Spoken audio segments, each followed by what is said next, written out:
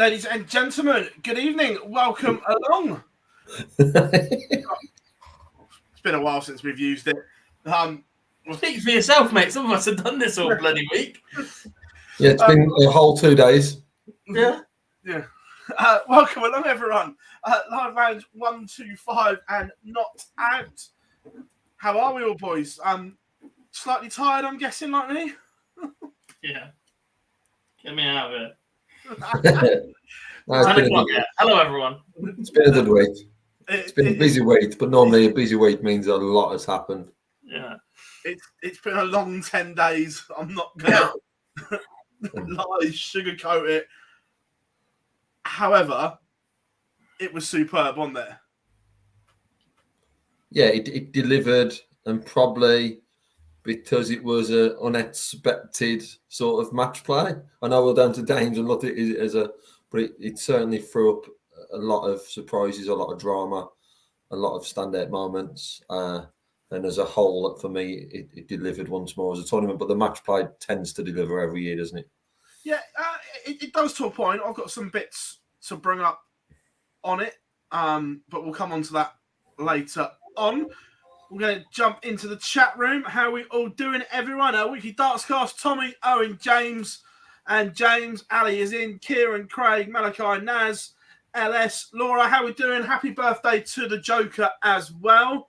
No doubt he's there watching. And hello, Maisie. She's always watching. ABM Florin, how we doing? Sam Nels is in as well. Get involved throughout the show as well in the chat room. Remember, if we don't answer it, we do star stuff in the background and we do come back to it. But yeah, look, how we doing, Lendl? Look, long time in Blackpool, a lot's gone down. Chat room and you boys, first of all, a good match play, an average match play, or a brilliant match play? What are we saying? I think it was a good match play. It wasn't, in 5 to 10 years' time, I don't think we'll look back on it and go, oh my God, how fucking amazing was 2023.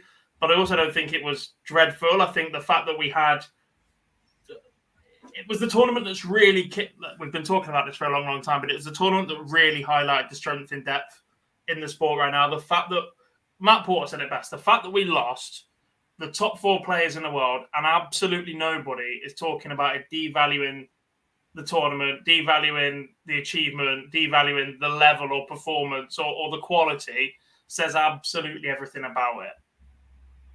Yeah, I agree with you on the sense of it being a good tournament and not a brilliant one. Sometimes you tend to get caught up in the moment of it being that moment happened out and it was straight away, so it must be amazing, it must be brilliant.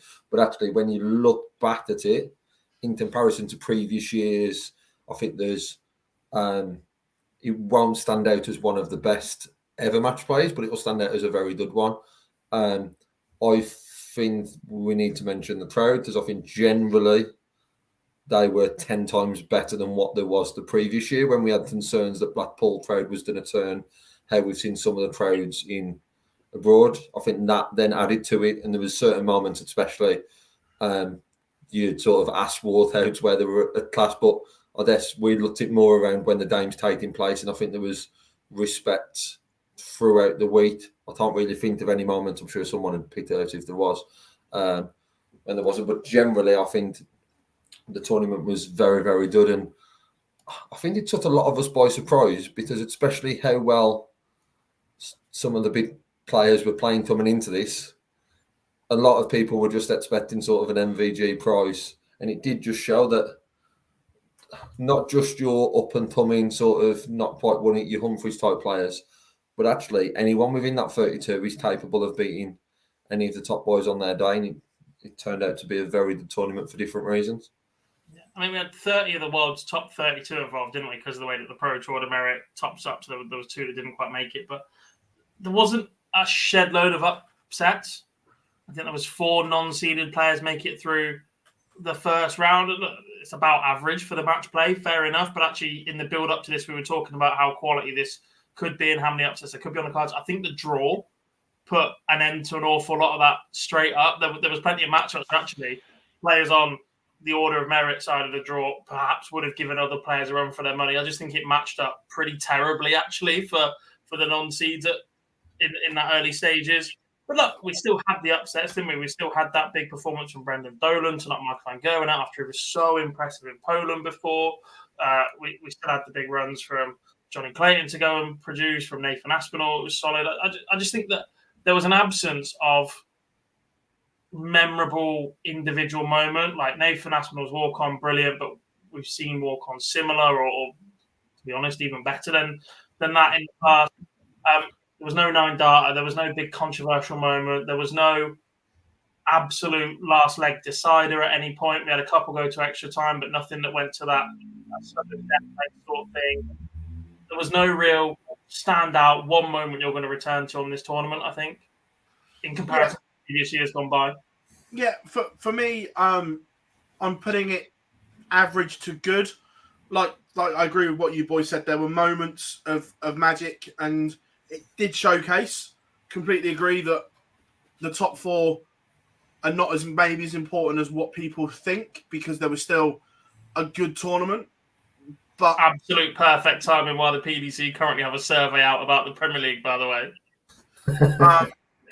But I just think it missed that. It was missing that stardust that we associate with the match play. The venue was there, the crowd was there, but the tournament just missed that little bit of magic and that little bit of stardust on top for me. That's not saying it was bad by any stretch, because there, like I say, there were moments of brilliance, but it was just missing something, that little ingredient that makes you think back to like the year that Gary won it. That's one that instantly sticks in my mind as one of the best match play tournaments, because it had a bit of everything. Where this one, I agree with you, we're not going to remember it as a whole tournament. Yes, we will remember how brilliant Nathan was in winning it and stuff like that, but we're not going to remember the early rounds in this one in 3 or 4 years' time. Yeah, I think on that Nathan point, I know we'll touch upon the Dames in a minute, but it's because it's down to be memorable for a little sprint in the Dame. If Nathan performs that sprint across the whole Dame, then it probably would be a memorable final because of that manner of performance. But it's because it was that little spell where, I say little spell, it was 10 heads, but it was that spell in the Dame where he's dominated, but he hasn't dominated for the whole Dame itself, which probably then makes it a bit different. Yeah, I agree. So let's jump in. What was your tie of the first round?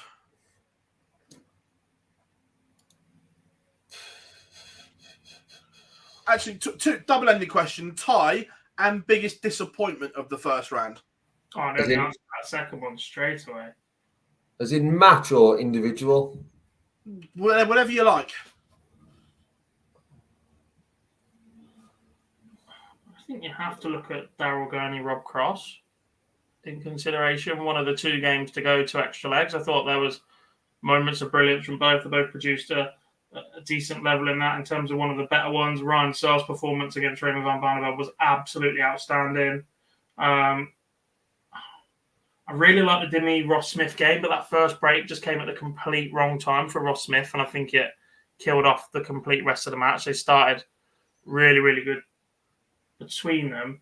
My biggest upset by an absolute country mile is just how poor Andrew Gilding was. Yeah, he's in there. I'm also putting Barney in that category. I thought Barney was a huge disappointment. Yeah, but Barney was coming in off Pro Tour form, fair enough. Andrew Gilding's coming in as a man that has won a major this year. Look, it's the UK Open, the run can open up, whatever. But compared to the level that Andrew Gilding produced to win that, and has produced on the floor to win Pro Tours, etc., that was dreadful. Against the Peter Wright, who frankly was there for the taking. He was, but is that Andrew Gilding now trying to cope with a different pressure? It's all right winning a tournament as an underdog, but it's a different kind of pressure when you have won one. Potentially. I mean, we saw Aspinall struggle with that adjustment when he moved from being the underdog that won the UK Open to being a man that people are hunting. It's taken him 5 years to get back to that level, pretty much. Johnny Clayton struggled with that after that year where he won 4 majors, or albeit 1 ranked. Which completely fell wrong for him, didn't it? But maybe Gilding's struggling with exactly the same thing. But I just thought the level of performance, I just expected more from him. I expected him to dictate the pace a little bit more as he's capable of. I thought he allowed Wright to do that. I thought he showed that a little bit too much respect, if that's possible. And I just don't think he produced anywhere near what he's capable of. I don't even think that was his B or C game. From a game of the first round, it is hard not to look for me at Dimmy Ross Smith, because I think he had a lot of drama. Ross Smith's sort of antics going in lead 1 and lead 2 seemed to be a bit peaking too soon, and then seeing Dimmy react, and the quality of game I thought was very good. From a disappointment, not to lie, I was quite disappointed. I predicted Damo to beat Josh Roth, but I was disappointed with Josh Roth's performance. Yes, there was all the war on with what Damo done, but I actually think Josh Roth didn't know what to do and just didn't turn up. The manner of performance, I think, was disappointing. And then, you're probably looking at building. I think we let him Jose off lightly because Luke Humphries played well. I think still words need to be said about Jose's performance, as I think he was very poor. And I hate to say this, but I'm starting to fall in the Phill Bar's camp of him not being great when that pressure's on, because Luke played very, very well. And there's no denying that Luke played very, very well. But he had absolutely nothing coming back at him.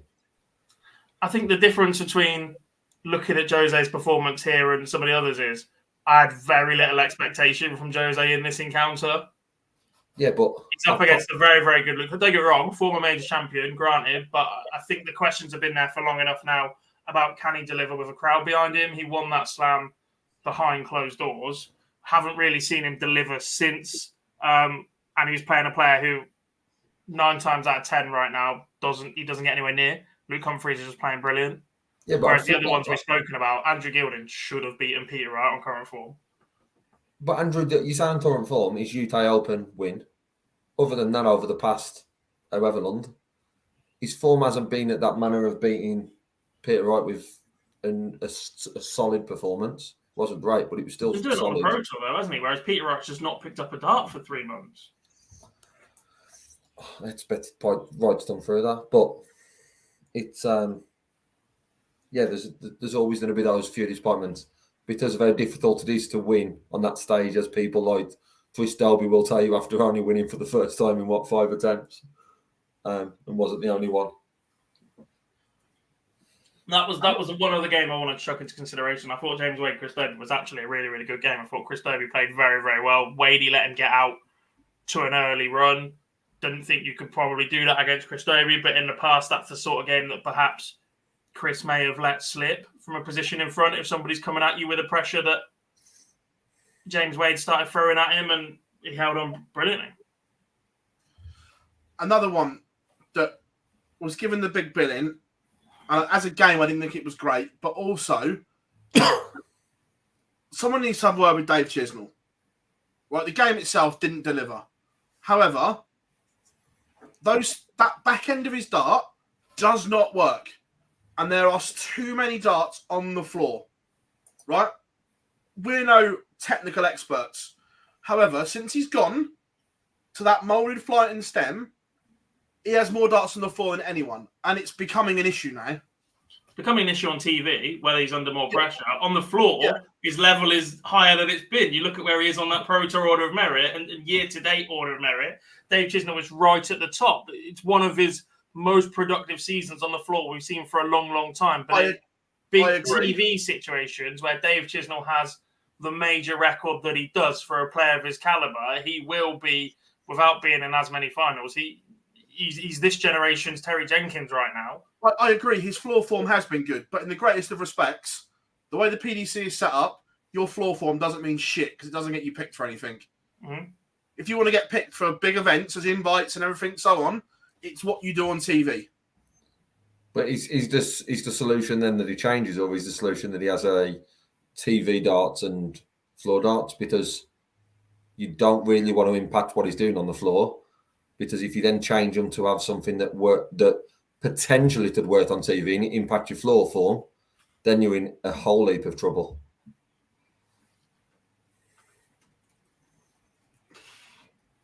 For me, I go back to the old setup. He was still winning titles with the old setup. Just not as consistent. And then on the floor.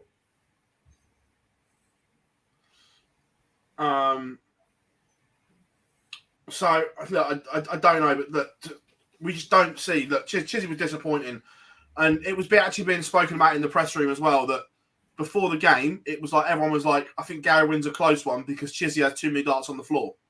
That was the exact conversation amongst pundits and analysts.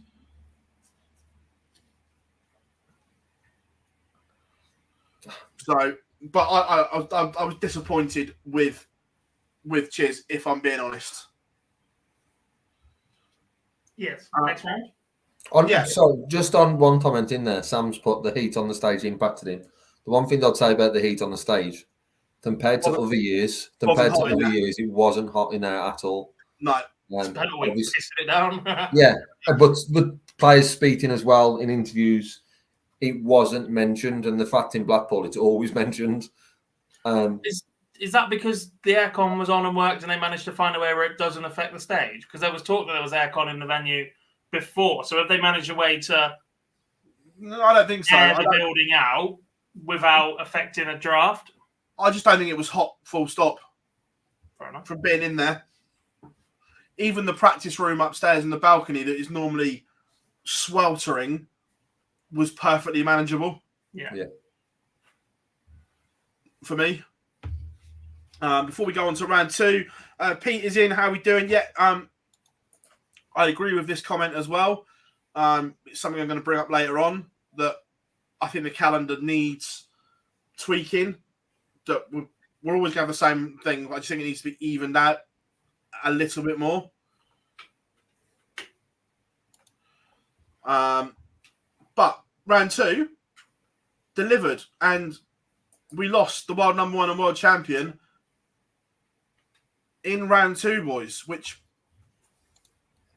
I'm not surprised that Chris has beaten him, because Chris is a more than capable player, but it was more the manner that Chris looked comfortable against Bully Boy.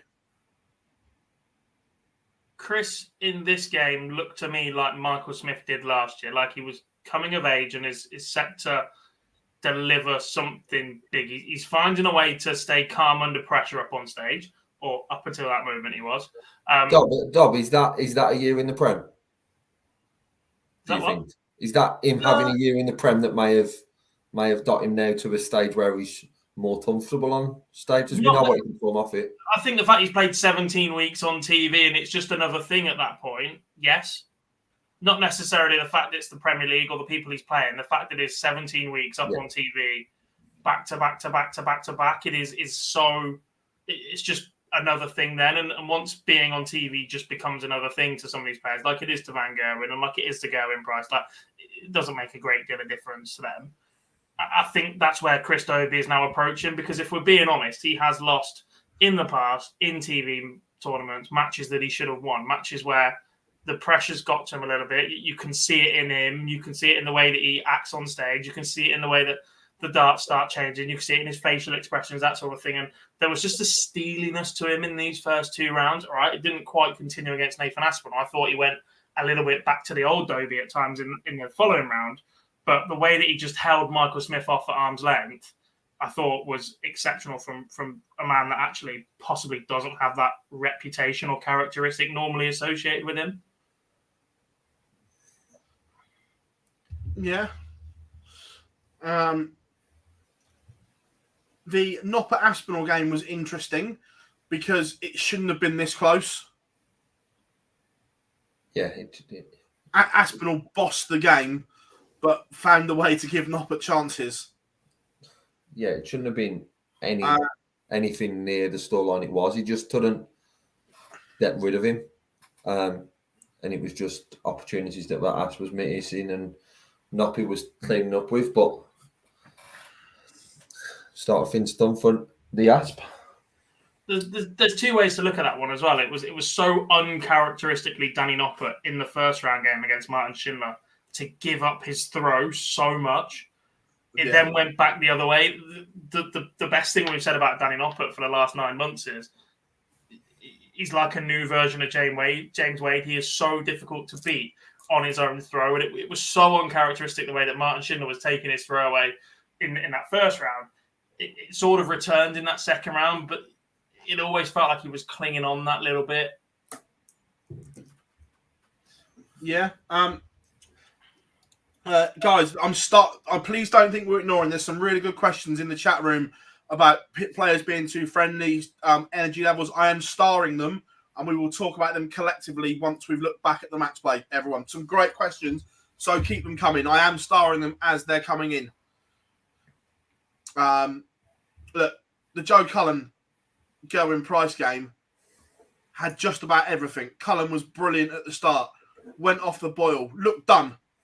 Looked absolutely done when Gezi went in front. And then he found something from the gods. The finishing was just on point. This game had everything. Yeah, this for me was probably one of the standout nights. And this game was the standout of that night for me. You looked at all them 4 games and the result. I wouldn't be surprised if someone picked Smith, Price, Noppy and Anderson to come through that night, and it actually went the other way around. It was a positive potential that someone would have done that way, at least 2 or 3 of them. But huge congrats to Joe Cullen and how he come through this game, because how he started, this should have been done and dusted, because he was unbelievable at the start of this game. And then he was dreadful. And normally, if someone's done on that, when you've got Price firing back at you, there's not a way back. So the fact he come through this in extra time and winning it with that 112, for me, will stand out as one of the games of this tournament. Yeah, absolutely. And then, look, I'm going to say it now. This is the best version of Daryl Gurney in a one-off game that I saw. In a big game. With world number 3 Players Championship and Grand Prix champion Daryl Gurney, that this version of the finishing stats were sensational. There's almost, it sounds bitter, right? But when Gary Anderson plays the way that he does and only picks up 4 legs, you feel a little bit robbed, especially when you drop from 104 average to averaging 87 in the first 12 legs of the next game. Yeah, like I know we've seen that with Dolan knocking Van Gogh out, and look, it's sport, it's part and parcel. Sometimes that big performance just can't be backed up, but you do feel a little bit aggrieved when someone's playing as well as they have as Gary Anderson. And you're going, actually, mate, you ain't touching him. You are not laying a glove on him at all. There was absolutely nothing Gary Anderson could do.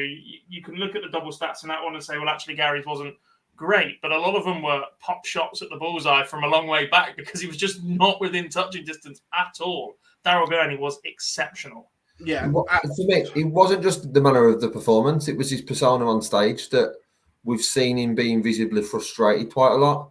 And yes, when you're playing this stud, you're not going to have that frustration, but it was also a very calm performance because there was very little interaction with his family and friends in this one. It was just solely focused on getting the job done. And the manner of the performance, as I said, he's one of the reasons why this was the night of tournament for me. Right against Searle, this was the Peter Wright we were expecting. Averaged just under 92, and again, I thought Ryan Searle bossed most of this game. It's probably a little bit closer than perhaps it should have been. We saw a couple of dart switches from Peter Wright. Are there concerns now that the Peter Wright form, we're now 7 months into the season and there's no sign? And I know pre-tournament, we spoke about it and Gob was adamant he'd go back to the golds and he'd find something. He went back to the gold elements and the tank was still empty.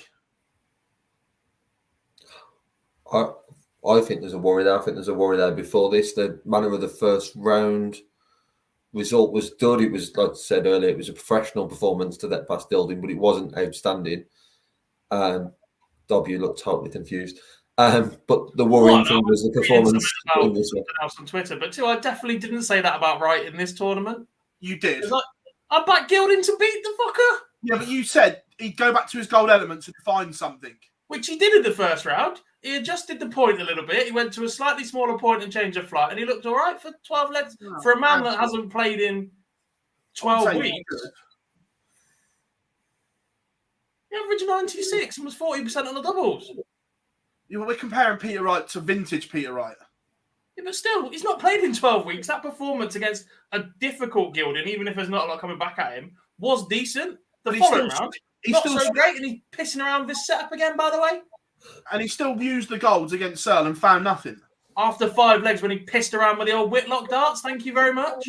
Five legs out of 19. If he'd started with the golds, it would have been all right. But look, Searle was reproducing the form that got him to the Players' Championship finals, which is good to see because there was a concern that he was sloping off. Yeah, Johnny Clayton. More weight is the answer to a 32. Yeah, more weight. Fuck's sake. Johnny Clayton absolutely obliterated Dimitri van den Berg. And look, we'll talk about Clayton more at the end.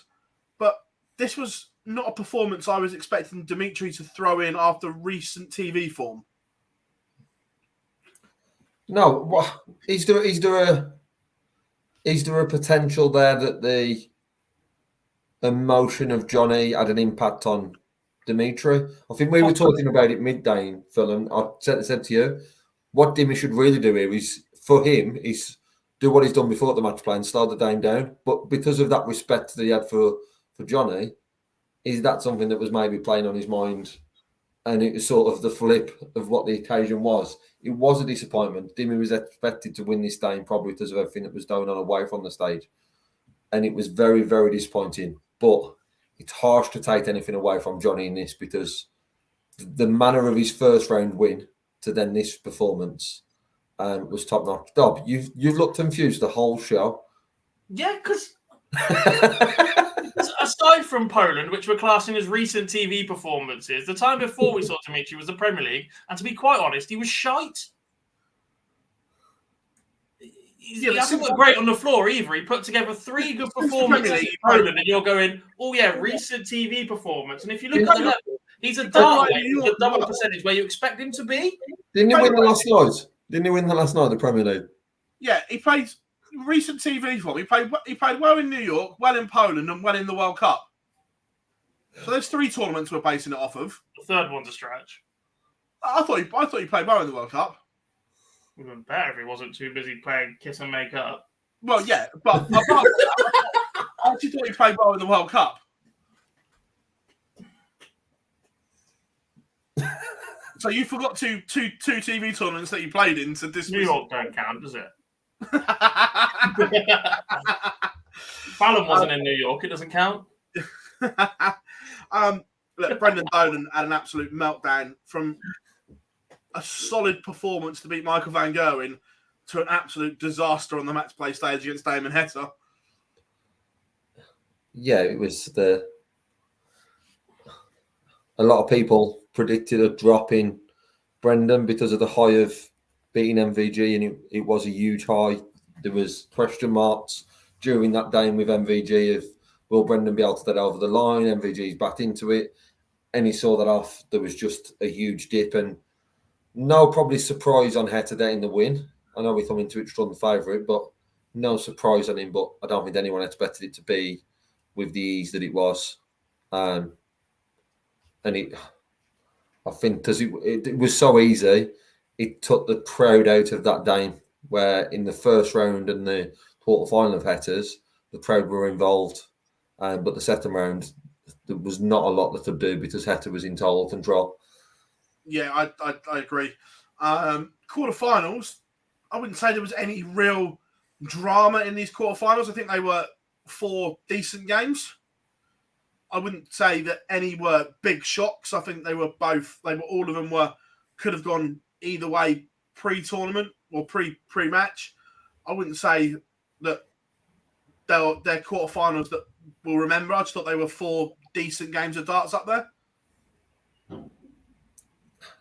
Yeah, the quarterfinals probably sum up the question at the start around was it a a bad dud or excellent tournament, and there were a dud tournament, and this was a dud set of quarterfinals. We've now sort of standout game, all delivering to that standard of being between 16-11 and 16-14, 13. Yeah.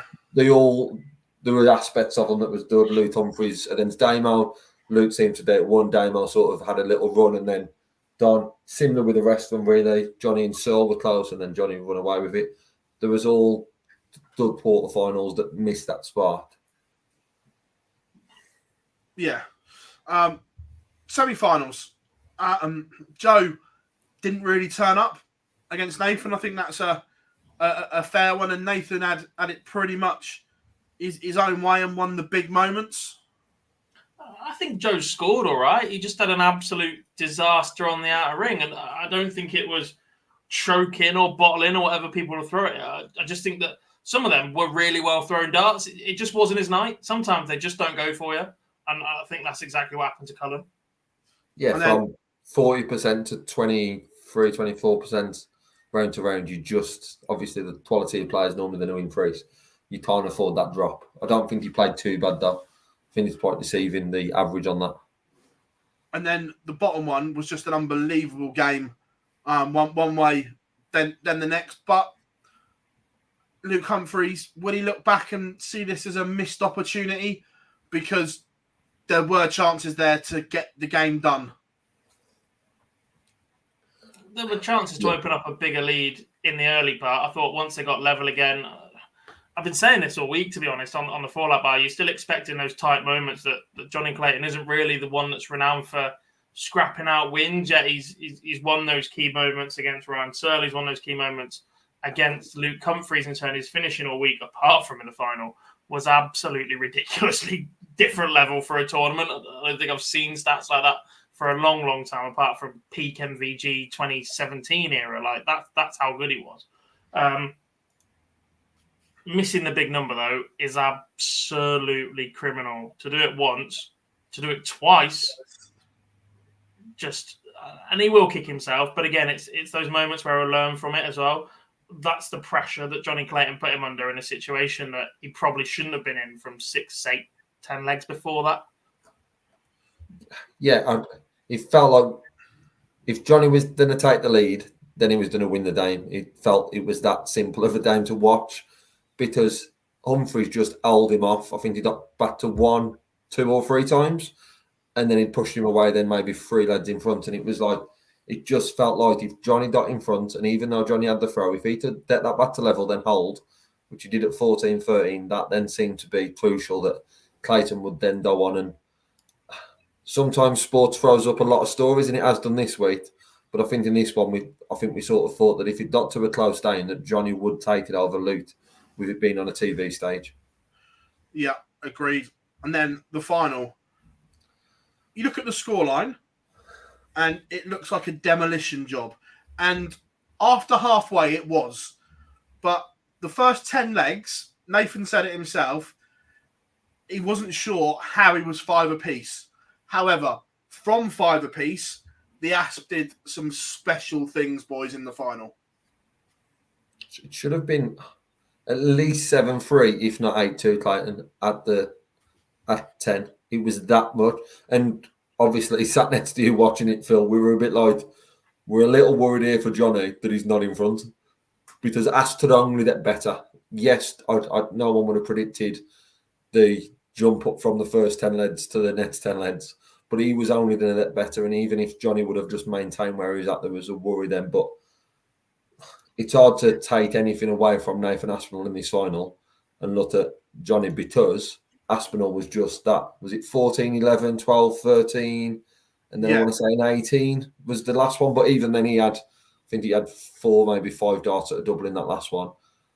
Johnny was nowhere near, but there was nothing he could do. I think Aspinall won 13 out of 14 legs or something from 5 all. But that 5, the first 5, just to have that 10-5 lead, just gave him the confidence. Yes, he went on and won another 6 to make it 11 on the spin, but that first 5 just seemed to be too much for Johnny. And it was just an outstanding performance. And then, this is where average is a bit deceiving, because those 10 legs were outstanding, but he's only averaged 96. But that shows how bad he played in the first 10, but still was 5 apiece. Well, and the back end as well. Once the damage had been done, he took his foot off the gas. Like, I think Johnny's finishing stats are a bit deceptive as well. Like, he hasn't missed a lot in those first 10 legs. Aspinall's pinched a couple of ton pluses out of absolutely nowhere that's kept him in it, basically, at that point. It's the back end, but at that point, like, misses 6 in the last leg.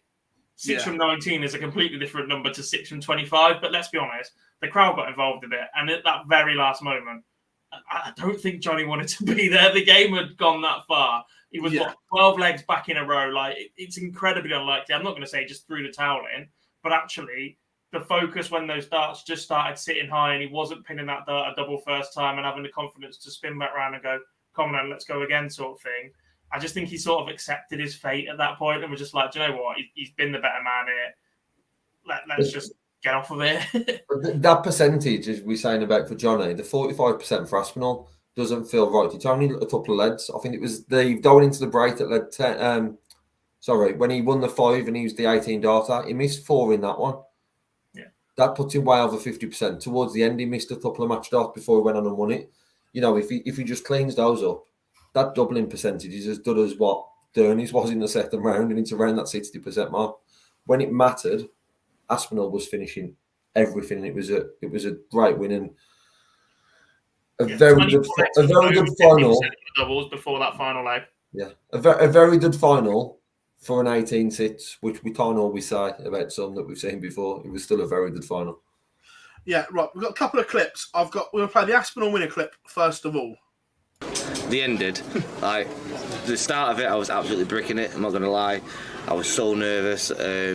All day I've been thrown up. I've been so nervous all day, and I got on there, and I think again that might be why I was so poor first 10 legs. But again, I hit that 180 and actually settled me really, really like so much. And at the end to get the kids on stage, that's all they've wanted to do all weekend. Well, especially Millie, she's only 5. She's like, I want to get on stage and have a picture with you. And they've been great all week. They've supported me, and I'm just so happy for me and my family. You know, I said before, I've got Smithy's flights in my darts case. I lied to him when he gave them me. I said they're for my kids, they're for me. Keep him in my darts case for motivation. You know, if he can be world champion, world number 1, I don't believe that I can't.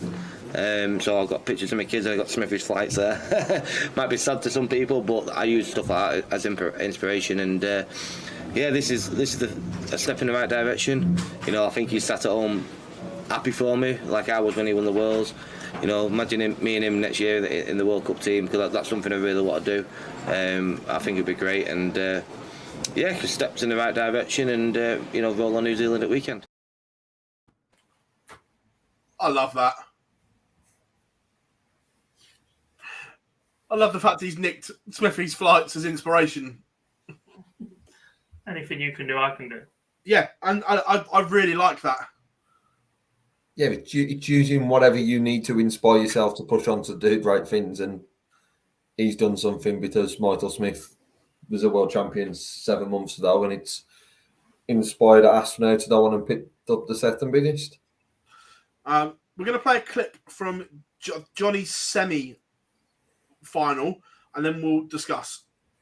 You know, I got total respect for Luke, because he's going to win major titles time after time after time. He's fantastic. Tonight's night is my night. It's Ferret's night. This is some journey you've been on, winning titles. However, you've always said they were the unranked ones, the Premier League and so on. Tomorrow, is this the biggest night of the Ferret's career? Yeah, 100%. You know, it's for my second rank title, so the trophy's a little bit bigger, and all jokes aside, it would mean everything to me. It would mean everything. I'm going to go out there tomorrow, and I'm sure Nathan will too, and we're going to give it everything we got. Hopefully it's going to be a belter, and hopefully it's my night. We know that you're a big family man. What does it mean to have the kids here shouting you on when you are in a bit of trouble? Yeah, I look at my son, Clean, and he looks at me sometimes as if to say, I could do better than that, Dad. But no, generally, you know, without them here, you know, it just gives me something extra. You know, I'm back. Obviously, Ellen's not here because she's back with Dad. And, you know, we always speak on FaceTime, and she's cheering me on. She's giving me the finger as if to say, you play well tonight. And then that voice of Dad saying, good luck, Johnny boy, means the world to me. You touched on it there. What does that mean? Because everything you've gone through and the words that your dad have given you, all on the line tomorrow. Oh, everything, pal. You won't believe it. It means everything. Yeah. He was an inspiration last week. That round one, we saw the manner of the performance, but I think only people started to realise there was something wrong during that first interview on the stage, and he didn't come back and do any press after game one. Obviously, we were told that his dad's not well and whatever, and he opened up through the week to do what he did under that pressure with everything that was going on is just remarkable. It is, and as well as Nathan has played, you don't want to take anything away. You can't just hand out titles to people, but actually, I don't think anybody would have begrudged Johnny Clayton lifting that title at the end of the week. Like, I love the line that you only get fairy tales in sport, and that really would have been right up there with one of them. I thought he handled himself brilliantly throughout the week. His composure on the outer ring and his finishing was at a level above what we're used to seeing from Johnny Clayton. And to do that whilst your mind is elsewhere 70% of the time, it's just staggering. Like, the focus that it takes to play this game at the very, very top level and to check out the consistency that Johnny Clayton did is staggering. And he's done it without having that focus. Like, to get through that at the level he did is just outstanding. And I guess it does. I agree with all that, Dob. Around it was the manner of it was just ridiculous from Johnny. The performances. There's only one win there that he's not played well. The rest of them he's played. I think we was looking at his tournament average going into the final was like 96. That attends for the really bad. Yeah, that attends for the really bad first round as well in there. That shows that he was just fantastic throughout. There's one thing it shows is darts isn't the most important thing in the world. So when something's happening, but there's a lot of players who are playing with. It is the most important thing on the world. I know we talked about Luton and him down to win a TV one. Michael Smith up until 10 months ago down to pick up a TV one. Because they solely focused on it, the fact that he wasn't Johnny's main focus that week probably helped him relax a little bit more on stage than what he may have done going into the quarterfinal and semi-final. There's always that sort of way of looking at it, but I've never known anyone say a bad word about Johnny Clayton. The players, the fans, there's never a bad word about Johnny, and the fact he's done on to make the final with everything that's done on, he's still an outstanding achievement, and there is more titles for Johnny. He only won the World Cup, a month ago, which is quite easy to forget. There is more titles for Johnny. That's undoubtedly, I think, because he's that good. Yeah, look, just absolute kudos, and I hope his dad is okay, because we saw what it meant to him. From there, we're going to go to the women's World Match Play, the second showing of it. First up, thoughts on the tournament as a whole for the women? Again, I thought it was okay. I thought the level was okay. I mean, Bo at one point produced one of the best averages we've seen, as did Makuru in terms of that tournament. I mean, it's only 2 years old. I think that those of us that follow the women's series are aware of just what some of these players can do. I think a lot of them under-delivered, especially that final four, if I'm being completely honest. I thought the first four matches, when they were that little bit closer, probably had more drama than the semis and the final. I thought, despite the results, Robin Byrne is probably one that's gained more than anyone else in this tournament. I thought she was exceptional. That game against Rand O'Sullivan was superb. To win it in the manner that she did, given the way that they both played, I thought was superb. And I think she's the one that will really have gained from this in this field. I don't think Lisa's going to learn anything from being up there now at this stage of her career. I think Makuru has been there and done it enough. We know what Fallon's capable of. Obviously, she didn't deliver in in that game against Lisa on last, difficult to battle against someone that had so many battles with in the past, and produces defending champion with the pressure that comes with being Fallon Sherritt, quite frankly. But the one that's really gained here is Robin Byrne. I thought she was exceptional. Yeah, I agree. The win over Rianne at the time had averaged the highest in the match play so far over the 2 years, and the fact Robin won it the way she did, I can't remember if Rianne was sat on a double or on a 2 dart out shot, and tops, and Rianne took out 95 as clean as you can take out a 95 on the treble 19. Part of me thought, with it being the moment it was, that Robin was going to go for bullseye first dart. Obviously, to give herself at least it was just fantastic from Robin. And the 5-3 probably looks closer down than it was because Bo went off and was well in front, and then Robin fought back. But I agree, generally, I thought she can take an awful lot from it. From a field himself, it's worrying that Bo Greaves didn't play to her best and only dropped 4 leads. The fact she just come through the field with complete and utter ease doesn't show that there's going to be domination in the women's game, because we've now got 2 different match play champions. We've seen that people can beat Bo, as we saw recently on the women's series.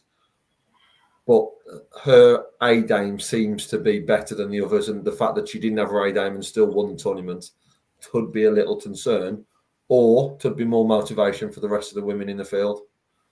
I think it will go 50-50, that last point. I think for some it will motivate the likes of Sherrick and Byrne. They've got something to chase. I'm not sure we're going to see Lisa return to the very, very top now since she lost her tour card. I know she had an injury. She struggled a bit with that. We've seen her on TV a few times in seniors events. We've seen her play in this now back-to-back. And we've seen her on the Women's Series 4 event as well. She doesn't quite have the same impact anymore, but also at the same time, A, she's not producing that top level as consistently, but B, I think where people have beaten Lisa Ashton now in the last couple of years, that aura has gone, and there is still that around Bo, and that's what the field are going to have to do very, very quickly, because whilst you said that the level doesn't necessarily point towards domination, just how comfortable that Bo was, the longer the winning streaks that Bo keeps going on, if she returns to the Women's Series again this weekend and picks up 4 titles again, as she's more than capable of, the more difficult it gets to beat Bo Greaves. Because then it's such a big deal to go and beat her in those moments, and you get to 2-2 or you get to 3-2 up like Robin Byrne was. And if Bo flicks a switch and produces a back-to-back 180s like she did at one point, I think it was, in that Robin Byrne game, to turn it a little bit, you start panicking, you start wobbling. We've seen it in the past with Phill Taylor, right? Phill Taylor's here now, and you crumble. You see it with Van Gerwen in his prime. He switches it on. How many last leg deciders did Van Gerwen win on the Euro Tour? Bo Greaves is heading for that level of fear from the rest of the field, because her A game is capable of being turned on at such a flick of a switch. You feel like everybody else in the field, if it's there from the start, it might be there at the end, or they can produce it for A game, but they're not going to suddenly find an 11 dart leg out of absolutely nowhere, anywhere near as consistently or as often as Bo Greaves can. Yeah, I agree with all the points. As a whole, I was disappointed with the tournament in the respect of we've seen the standard on the women's series rise so much that we see more averages in and around that 85 to 92 mark, that the women have produced brilliant stuff on the floor. And I think that also highlights the issue that they don't get enough TV time, that they're just thrown into a TV event now. And look, there was nerves there. You can see that Bo said it in her post-match stuff on the Saturday, that she was nervous heading here. And I think that maybe there needs to be a little bit more exposure for them, whether that's another TV event to get them playing more on TV. If there's not, the only thing we didn't see, which is to be expected, is, let's say it's Bo, Matura and Fallon. The only thing we didn't see is a split in those 2 or 3 and the rest of the field, because the others are going to get TV exposure by picking up these events. Bo's now going to play in the Grand Slam and the Worlds, where the rest of the field is in that TV exposure. Yes, she should get more because she's won the title, and rightfully so. But the rest of the field are not going to get anything until next July. if it continues the way it does. Yeah, I think the problem is fitting it in the schedule, isn't it? Like they've created this extra session at the match play. You spoke to Matt Porter and he said that actually at the minute increasing that is incredibly difficult for them in terms of sustaining it. It's not. He felt that an increase after just 2 years in the size of the field or over extra sessions would be an increase for the sake of an increase rather than make it ultra competitive. People dying to get into there basically. And then making that increase, it still didn't sell out. And that's a concern as well because it's got to fund itself. a couple of bits on that. One, it sold more than last year, so it is going up. Yeah. But to just say, right, let's stick a second session in there again, I think creates an issue with that. You think how long it took, how big the demand had to be at Ali Pali before they even considered reconfiguring that room to get more people in? Also, if you want to sell more tickets, just based on what Blackpool is and what happens in Blackpool, then put the women's on the Saturday. Yeah. Because the Sunday afternoon session, what's a good place to put it in relation to everyone going out on an absolute bender on a Saturday night in Blackpool? Yeah. Correct, but then you are also up against more sport than any other time slot possible. Even in the summer where there's no football. Agreed, but that's Saturday afternoon is prime for the likes of your F1, where Sky, your main broadcaster. You're going to run into the Olympic Games next year and or the Euros. Saturday afternoon will be a prime time spot in that. But you still going to run into events on the Sunday afternoon, i.e. this weekend. You would have had the Ashes, you've had F1, and those sort of things would still have happened on the Sunday as well as the Saturday. I think there's a window there for the Saturday. Even if it's moving it for 1 year and keeping it as it is to see how that works. And so I'm sure like the season ticket holders still get that as part of their sort of ticket. So they're in there. But then it looked better this year. I thought the crowd involvement in the women's game was more than what it was last year. Yeah. And a lot of them were there. When you looked at a lot of them, they were in Fallon shirts. And obviously with Fallon down at the quarter-final, that still continued throughout the rest of the tournament. So it is one step forward, definitely, for the women's game. I'm just unsure. There's a lot of the conversation was around the format, and it needs to be looked at. But you can enhance the format by having an extra day, but then you can't have 16 players because you'd probably still need to have 8 and have the quarterfinals as a London game and then your semi-final and final on the Sunday anyway. So I don't think we're in a position where we could do both, where you could extend it to, I don't know, best of 19 or whatever it was, best of 17 at those earlier stages, and also have 16 because then you need multiple sessions. And I don't think it's ready for that. It's slightly longer where you go maybe 6, 8, and 10 as your first to 6 first round, first to 8 semi-finals on the Saturday or the Sunday, and then the first to 10 goes before the final on the Sunday night, because there is time for that. That final could start at 8:30, maybe even 9 o'clock. 2 hours should be plenty to get that done. You could start that women's final at 7:15, 7:30. It's a warm-up for the crowd. They get more value for their money. I think they need to be kept separate. That's where you'll actually see a growth. Is what I don't think you want to do is have that as part of a warm-up to the final. I think it then devalues the women's match play in itself. Have it as its own unique event that runs in its own session. So the last thing you want is it being as a warm-up as such for the main match play. And then you've still only got half the people in because they only wanted to come and see the main one anyway.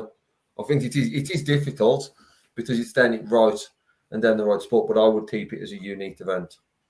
One bit I don't get is on the women's series events, quarterfinals are first to 5, yet quarterfinals in the TV event is first to 4. That makes absolutely no sense whatsoever. Timing though, isn't it? They play 4 quarterfinals all at once on the floor event. But still, you're playing a quarterfinal format on your tour, yet when you come to the stellar event for your tour, you're playing a shorter format. Makes no sense. Do you consider it a quarterfinal when there's only 8 players there, or do you consider it a first round? Quarterfinal. It may well be with 8 players, but actually it is still the first round of the tournament, and actually they've got to build it up. Is there not an opportunity to extend that window because we have we have 2 hours between the first Sunday session finishes at 5 and the second one starts at 7. Here, the women's finished at 5 from a TV perspective. The final then didn't start till 8 o'clock. So isn't there just a potential to increase the hour there either side of that? And then you could have best of 9, then best of 11. And then it just increases that quarter final. I think it depends on your staffing, doesn't it? You look at the difference in commentary teams and actually production teams. It's a long week for them. Let's not forget that as well. But I know it's only an extra hour we're talking about maybe, but it's an interesting one. But actually, back to the darts itself, because we kind of digressed. Look, Bo never looked in any danger and lived up to the billing of tournament favourite, bookies favourite, without ever really needing to go to the places that she can go to. I think she produced it for about 2 legs against Robin Byrne from 3-2 down. Yeah. That was the only time she really had to turn it on. Makuru, as mentioned previously, disaster of an opening leg meant she absolutely fell apart in that final. Yeah. Never needed to do anything in that. Robin, I think, was the closest to really, well, clearly, but was the closest to genuinely putting a dent in that. Pete makes a good point as well. Bo winning and taking the world spot does do others favours. Yeah, I mean, I've got a couple of friends like this, and I've been calling them out for various other things all weekend as well. But those that are just happy to revel in misery throughout the weekend, I don't think they've taken that into account either, by the way, that actually Bo winning that is a better opportunity for Alan Sherrock to go and qualify for the World Championships. The one very thing that people have been slagging off, going, "Oh, how are the PDC going to shoot?" I was about to say that. Every comment is in a qualifying place right now. Every comment I've seen, shoehorn him right now at all. Yeah, like as soon as she lost, all the comments were like, "How are the PDC going to get to the World Championships?" Well, actually, she's in a spot right now because of Bo winning it. So you don't need to shoehorn her in. I mean, she's got to hold on to that. And the disappointment of this weekend followed up very, very closely by the fact that the next women's series is in 5 days' time. Might be a difficult thing to turn around, but the perfect way to get over that is to rock up wherever it is. Yeah, and there's win no, the next one. It's in MK. There's the disappointment of losing in the quarterfinals and the manner of performance of losing in the quarterfinals, but there's the positive of now being in a World Championship spot. So hopefully that motivation from Fallon's perspective will be, all I need to do now is maintain, put the match play behind me, it's done. Back there next year and try and win it for a second time. But it's still beyond just getting to that World Championship, because it's now an opportunity. The worst thing that could have happened for Fallon and a couple of others there was probably looking at it, probably Robin or Lisa going on to pick it up from that semi-final. That would have changed it, because Bo's as good as guaranteed as the one she said this year. So that certainly helps. The final being the 2 that it was, where it played out perfectly as well, because that was if you're Fallon Sherrock or in that camp and massively against it on social media, that's the point of you were looking at from the minute is when that final falls as Greaves versus Suzuki, Fallon is in that spot immediately. Like, it's just like, to put a positive spin on absolute worst case for her is that actually that episode, and probably the rest of the pack as well, because Bo was so far ahead. Right, that second spot is not unobtainable either. If Makuru misses a block, or she has an absolute disaster because she gets her travel wrong or her preparation wrong once again, as we have seen her do. What is that? 8 events left, 2 blocks? 2 blocks, 2 weekends. 2 blocks of 4. So if she misses one or has a disaster one prep-wise, she's 3,200 ahead of Robin Byrne when it's 2,000 for a win, and Robin has won a tournament. Well, that's what I mean. That all of a sudden, everyone... Look, Bo is head and shoulders. She's everything. She's won the title. She's going to the Slam. She's in the Worlds. So now, all of a sudden, that title that Fallon won in the last block is huge, because she's now in striking distance of second place. Yeah. Is the thing. But look, Bo was sensational in winning it. Congratulations to Bo. There's a couple of questions in the chat room as well on this, on the women's series in general. Big Johnny says, what else can you put in the calendar as stacked? If you're going to put another women's TV tournament in, you do it at something, for me, like the World Grand Prix, and you do it, run it along the men's, and you put it into a session there. Yeah, there's opportunities to do it. There's, like I says, for me, there's the window I would look at is the Saturdays and not the Sundays. So there's like the Grand Slam, for example, the second Saturday only has an evening session. So you could have it'd be slightly, you wouldn't use the Grand Slam because you've got women playing in there, but those are the windows I'd be looking at for those Saturdays, not the Sundays, just to see if that has an impact, because this is your opportunity to try it. I would like to see another one next year.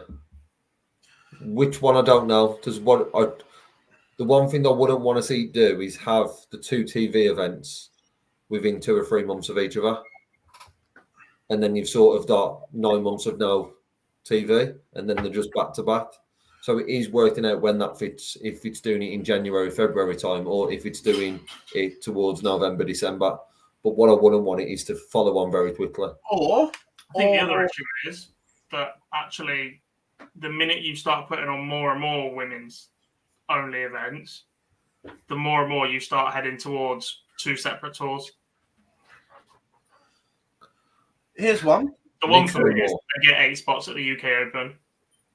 Or could you do a Women's UK Open? Because upstairs in the multi-board room isn't used from, is it Saturday afternoon, and then it's not used Saturday night? No, it's not you Saturday night onwards. Saturday night. So Although they've you've got the new venue as well, haven't they? So you Saturday could afternoon almost it's do a Women's used. UK Open. Yeah, Saturday afternoon there's 4 boards, isn't there? So there's still 2 used. Yeah, but you could almost do a Women's UK Open. Does it coincide with the Slam? My worry is with the UK Open is I'm with Dob. I do want to see 8 in that. We've spoke about before, so now we're looking at tournaments.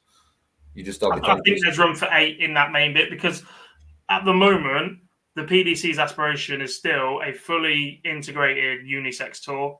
The more and more we go down the route of women's only match play, a women's Grand Prix, a women's UK Open, the more and more that moves away. Because at some point, if you still admire that unisex tour, you have to cut these events again. I still think we're away from that. But the more and more you build them up, the more and more difficult it is to cut them without serious repercussions of people going, well, why are you taking these opportunities away? I think it's already Because past they are that. so far behind. I think if you took the women's match play away now, you'd get that anyway. 100%. But do you I know still think that? they've got 5 to 10 years of going. Matt said they give everything 10 years as a basis. I don't see another one coming along next year.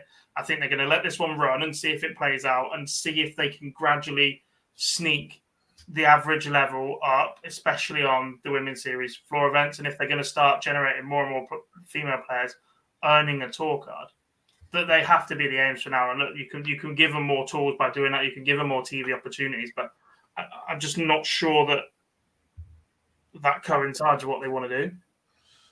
I think what they want to do, though, is still too far away. I still think we're looking at 10 to 15 years before that happens. I look at it the same way that you look at the argument that there aren't enough. You see it in cricket and you see it in football where they go, well, there aren't enough black managers in the Premier League, or there aren't enough this, or there aren't enough that. And that's an opportunities thing. It's not an ability thing. Yeah. But it takes time for A, people to step up and take those early opportunities, and B, that to then inspire another generation of people to follow in that footsteps. You look at the cricketers now, a large proportion of them were inspired by 2005, just at the Cricket World Cup. The players that are going to get, the kids that are going to get inspired by the Cricket World Cup that England won a couple of years ago aren't going to be of the age to turn professional for another 10 to 12 years. Is an interesting one as well. Do you think the PDC should have women's series order merit 1 year and 2 year prize money for women's series and match play, and to seed the events? Yes. Yeah, I'm fully That's behind the it. next year is rewarding the consistency of those already in it. Yeah, I'm completely with that. The only thing that worries me around the system with that is the fact that we've got 2 different races, and where that ranking was starting. Is the ranking starting from January in a race for the World Championship, or is the ranking starting from July for the match play? Same as the men. The men's race for the match play starts from now. Yeah, but the the race for the World Championship for the women's is different to the race to the match play. So where would their rankings go? Who would be world women's number one?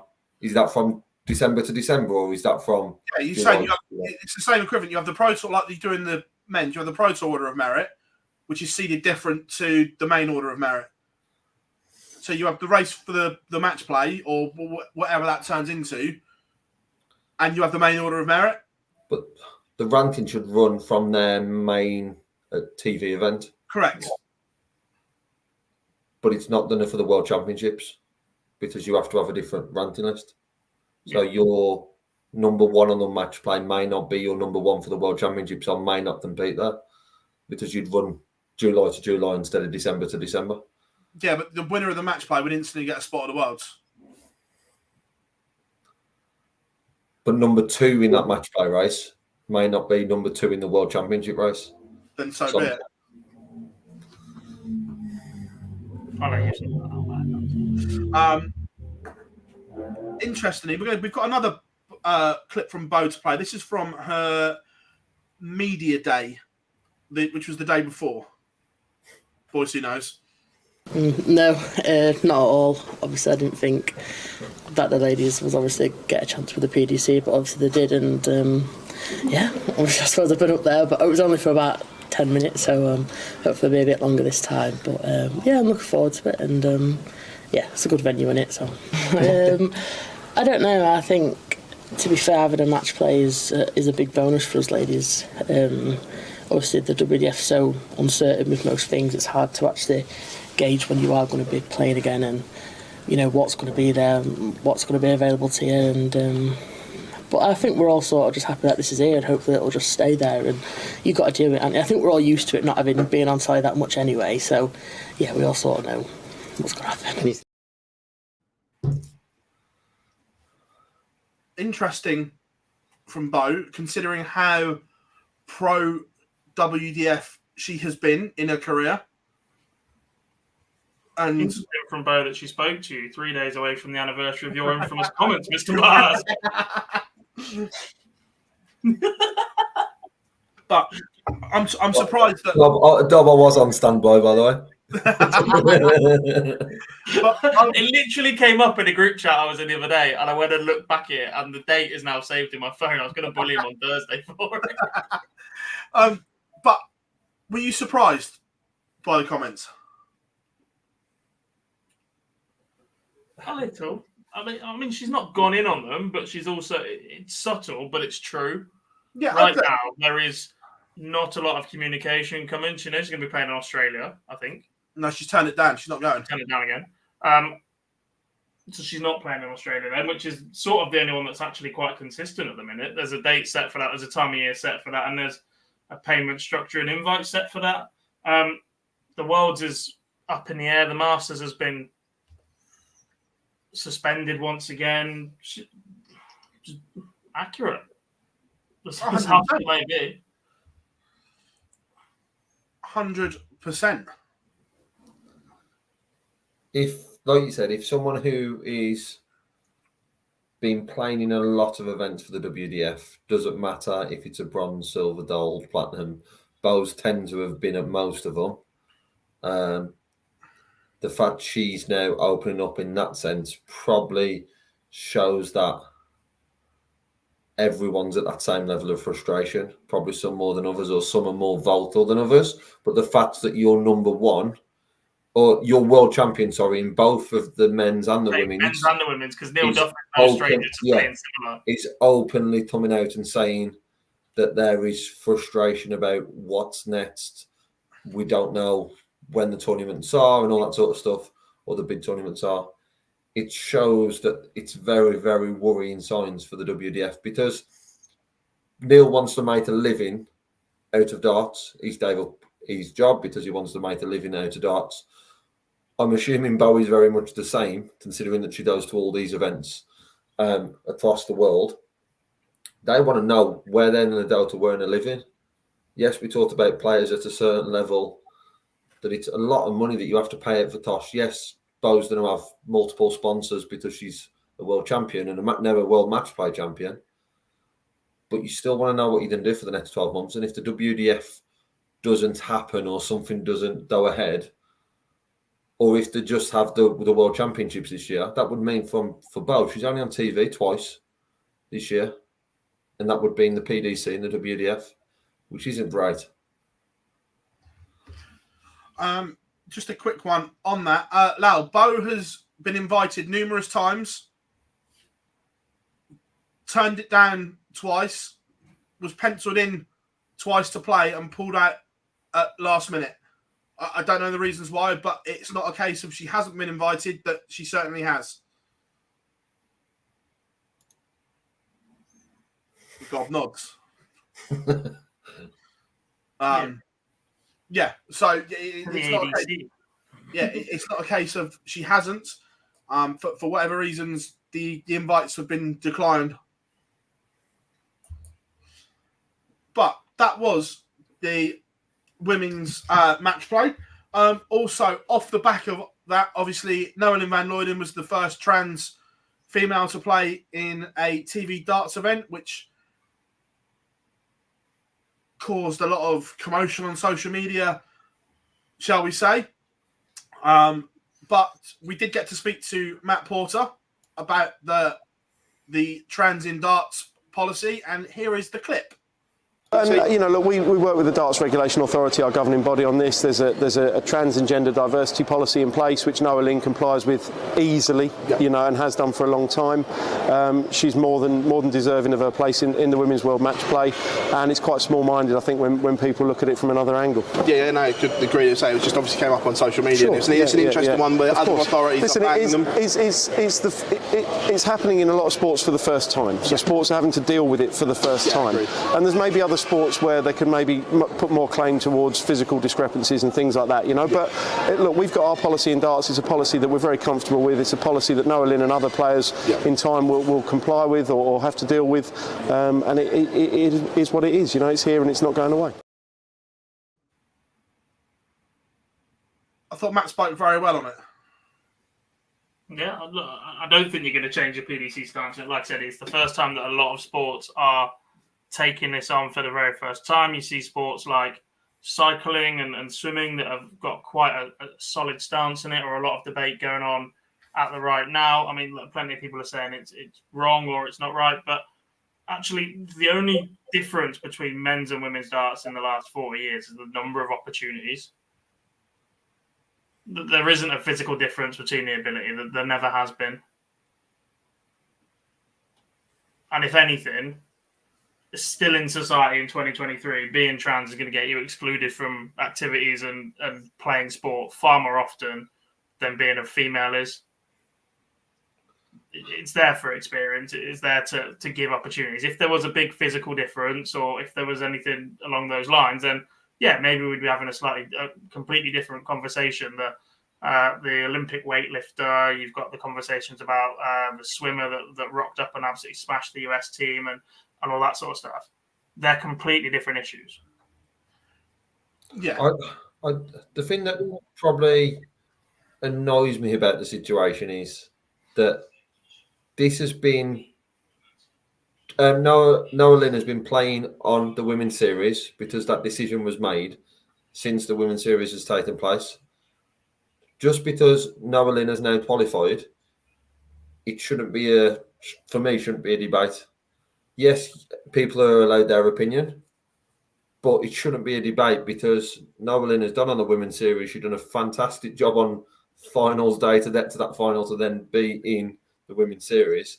It annoys me with social media and comments on YouTube and all that sort of stuff around it, that Noelyn was given a qualifying opportunity and she's took that opportunity and got into the top 8.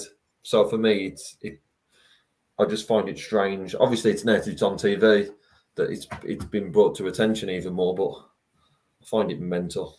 I actually think it's quite... I don't know how to phrase this now, but actually the fact this occurred in the PDC Women's World Match Play before the WDF World Championships took place, I think is a lot better for the sport. Because there's a person that identifies as trans that's qualified for the Women's World Championship in the WDF already. And Nolan isn't the first one to have played in the PDC, by the way. There have been others on the floor event, but you just haven't known, or you've not been paying enough attention. Like it's not a secret. It's not hush hush. They're just performances haven't been up to it, and nobody's gone, well, what the hell are they doing there?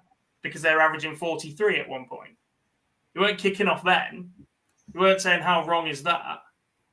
It's only because of the success level, that the relative success level that Noah Lynn has had in the last 12 months, that actually it's sort of become an issue. Yeah. It's back to one of them.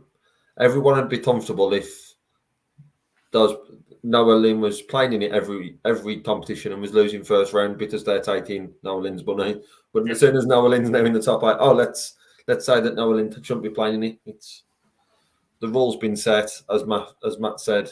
That rule isn't there to be changed. It's an estate. They're comfortable with it. So for me, it's conversations been had on the matter, and let's move on from it.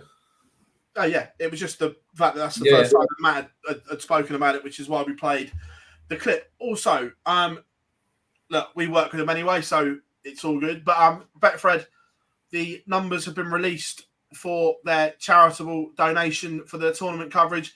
Donating £30,000 to Macmillan Cancer Support is huge, and massive respect to them. The work that they did throughout the tournament was incredible. The way they were raising money, it was 50 quid for every 180 that the players hit, and then they were getting, whether it was fans or some of the famous people that were in the audience, did a 9-dart challenge. It was £1 for every point, and if they weren't very good, they were doubling it and trebling it and stuff like that. It was all really, really good, the way that Betfred interacted with it and raised the money for Macmillan Cancer Support, boys. Yeah. Didn't they double or treble Loddy's daughters? That was quite bad. I'm joking. Yeah. Just a little bit. Yeah, it's great what they've done throughout the sort of promotion around it all. Was just around raising money, and the figure they've raised is a massive kudos to them, to the players, and to the fans and celebs or former players who got up on stage to raise more money. So well done to Betfred. It was funny when Paul Robinson did his 9-dart challenge. He walked off and went, beep, beep. I was shitting myself. The man's played at international football tournaments in front of thousands, and he was shit at kind of front. Yeah, let's be honest. The last time he did that, it was crap. So rightly so. Back-to-back tournaments with him and Rob Green in goal. Jesus Christ! No wonder all bits are brick. But I won't be saying that to his face. He walked past me. I didn't know he was that big. Fucking massive. I'm never telling that to his face. Oh, he's an absolute unit. Yeah, he walked past me and Phill, and obviously I know he was a big keeper. I didn't know it was that big. Yeah. I went, right, Robbo, very quietly in a high pitch, because I'm thinking, I'm not saying anything bad about your performance on stage. Yeah, very much so. Well done, mate. But yeah, no, look, Betfred did superbly in their sponsorship. It wasn't just a case of putting their brand on TV. Everything they did in and around the venue was superb. Much better than Kazoo, that's for sure. Yeah, stage was a nice colour as well. But that concludes the match play. The countdown has already started for the 2024 match play, though, boys. Has Ryan Searle already qualified, Dob? Yeah.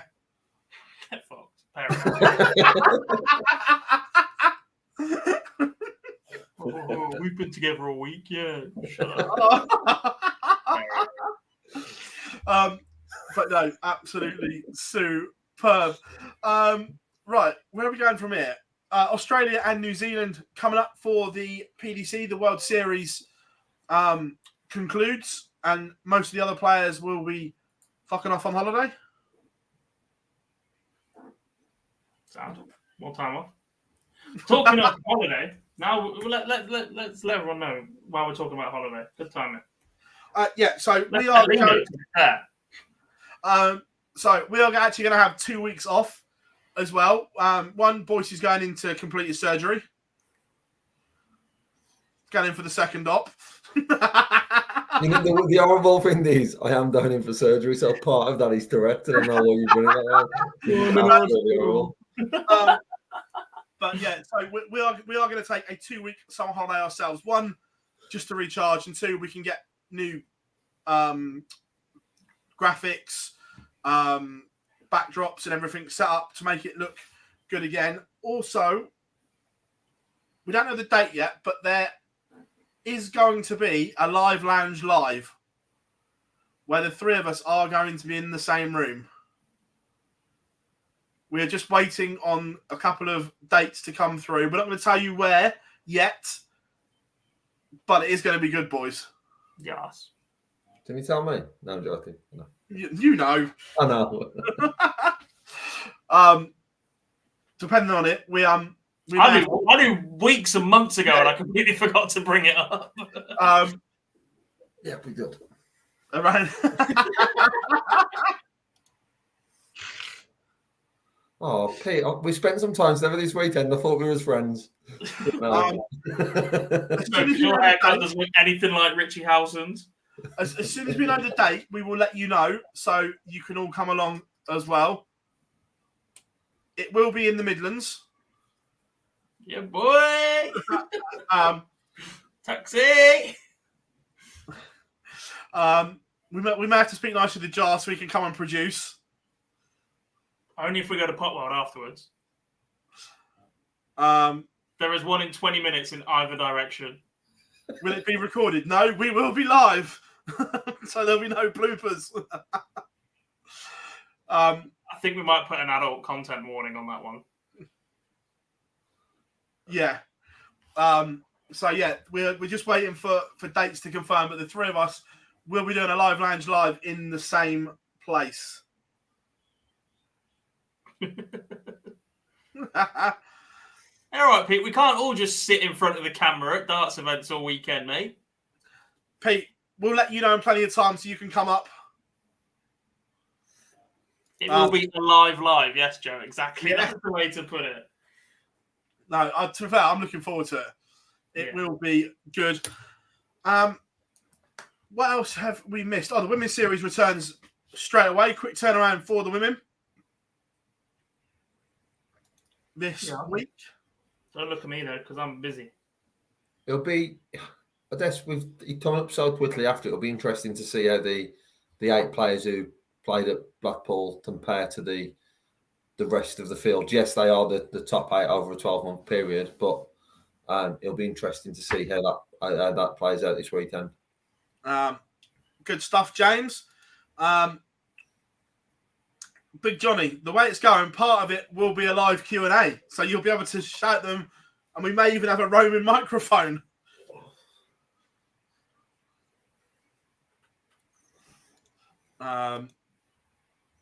Good stuff, James. Yeah, like I say, we're just waiting for the date, so cannot wait for that.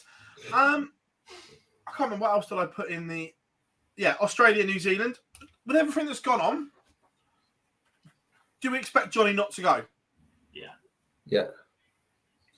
If that's the case, surely that Heta gets bumped to the other side of the draw and there's another qualifier, because I don't think anyone else will get a visa in time, will they? You never know. It's what? Do you need a visa for 2 weeks? It's a working visa. If John's coming, we certainly need the swearing content on the fucking bleep machine. It started there. Be like in dial-up from 20 years ago.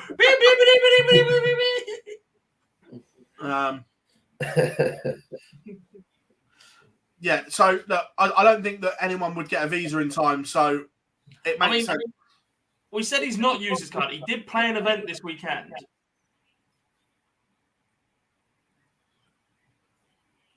I don't think so. I don't think there's time to do a qualifier. I don't know what ranking list there is at the minute. If they could just invite the next up, because there were separate qualifiers for this. There were certain events that were in a bowls, wasn't there? It's genuinely not a bad way to go, actually. Get Corey turn up. Yeah, you got the DPA Tour Order of Merit as well. Look, I would love to see Corey Cadby back on TV. So I'm fully behind that one. But the fact they've left him out once, I'm not They sure. Would left it Jake be? Wade out once Would in the it Premier be? League, and then he went on to make the Final Four. Yeah, would he be morally right for someone who's not a tour card, not played in it? Yes, it's for different reasons, but not played in it, and then no, there's a World Series event. Can you jump on this for us, even though you've not played any tournaments? Yeah, for even though 7 months? you've not played a PDC event. Can you now play in one of our World Series events? I don't think it would go down very good. As much as we all want to see Tadby back playing. Yeah. It's also interesting from that interview with Matt, we will be putting other clips out through the week, that it looks like they are looking at that waste of a tour card.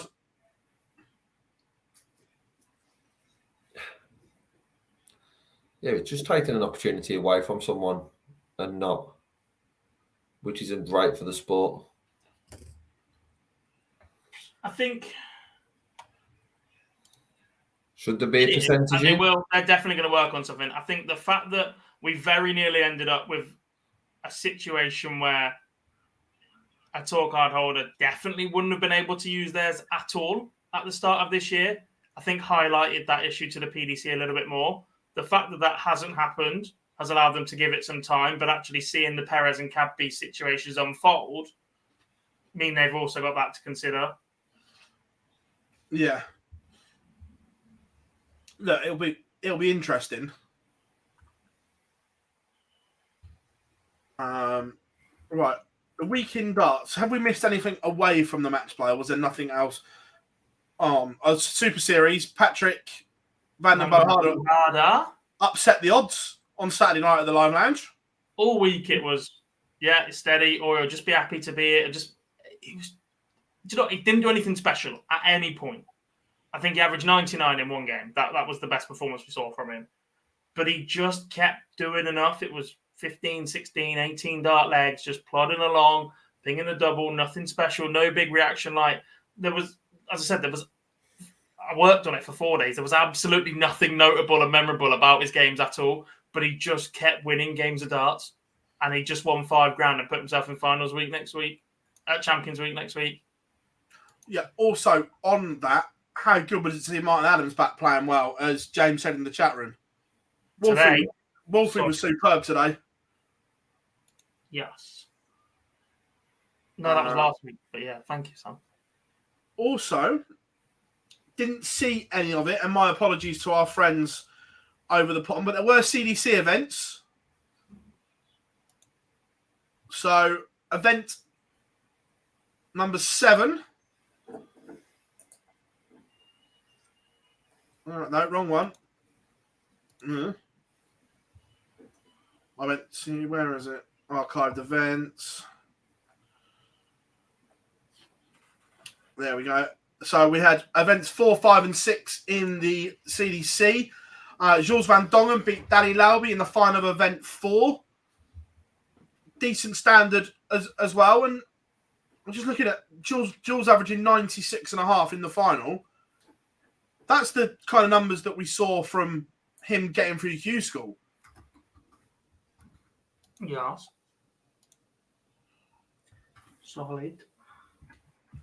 Event number 5, I know, was won by Alex Spellman, beating David Cameron in the final. Spellman averaging nearly a ton. I think Spellman's the next one to break through and try his hand. Do we think it's Spellman or do we think it's Lauby? At some point, that next level is just going to click for Danny Lauby because his A game is far too good for it not to. I agree. I think Spellman's more consistent, but I think Lauby's highs are higher. Yeah. At that point, he's going to put that high together at the right time. Yeah. And Danny Lauby did win event number 6, beating Jacob Taylor in the final. So, good weekend of CDC darts. Mm-hmm. Who's your pick to win week 12? Patrick asks.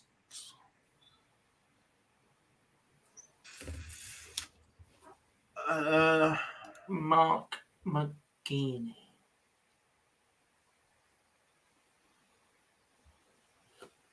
Interesting. I'll read them out to you because Lee definitely doesn't have the list in front of him and you're trying to find it. Group A, Dan Reed, Conor Heenan. Excuse me, I have the list in front of me right now. Thanks very much. I'll read them out for everyone else at home then. Group A is Dan Reed, Conor Heenan, Gino Voss, Jerome Mioch, Martin Adams, and Lewis Gurney. Group B, which is the Thursday and Friday evenings, group of 5, where 3 qualify. Robert Thornton, Mark McGeeney, and Brett Claydon. And in Group C, the Thursday and Friday morning, Robbie King is back. Obviously, travelled all the way from Australia, so they give him a double attempt. Reese Coley and Charlie Large.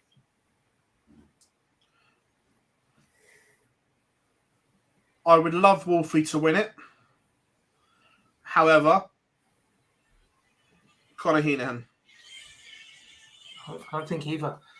Look, Connor's still won 3 games out of 5 today, but I think there's a level missing to his game right now. It's not as sharp as it has been. It's been a long time since we've seen him down there as well. Wolfie being in Group A is going to be a concern for me. He is 67 years old. He has not played competitive darts for a long time. He rocked up at Yeovil, having not played an awful lot in the build-up to the last World Seniors event either. I'm concerned about 5 and 6 days on Martin Adams. He made finals night 5 out of 6 times or something ridiculous and not been to Champions Week. I just think he runs out of steam too often. I'm going McGeeney. I just think he's solid. He's difficult to break down. His A game is still up there. I've seen it firsthand on the seniors. Probably see it again firsthand this weekend. But he also chucks in a dud one as well. He does. But you can afford that in a group. On a Saturday night, not so much. But you've got to put it together for 3 out of 4 games on a Saturday night. So Gino Voss for me. Just out of interest, if Mark plays, if he qualifies for the final, is he going to Reading? Then how's he going to get back to Portsmouth? No idea. Not even sure he's entered. Completely forgot about that. I presume we'll see Thornton in Reading if he doesn't make it to Saturday night. Yeah. Other than that, I like your Gino pick. If it wasn't for the fact he's still not sure if his suitcase is arriving, he played today with Justin Bradshaw's darts, a shop-bought polo shirt, an outfit that he'd been to from a supermarket this morning, and after 2 games, he'd managed to cut his finger, put blood on his polo shirt, which was white, and had to wear a referee shirt for the rest of the day. which means this week they only get better. So to still win the number of games that he did today, I thought was brilliant, given the fact that they're not his darts. He had to find a range with them. Completely new outfit, like no underwear, no nothing. Just the suitcase just did not arrive from Schiphol. Shock. Of all fucking carnage. That literally used to be the best airport in the world. No, it's an absolute shower of shit. No, Makuru's not. She's going back home after she was asked.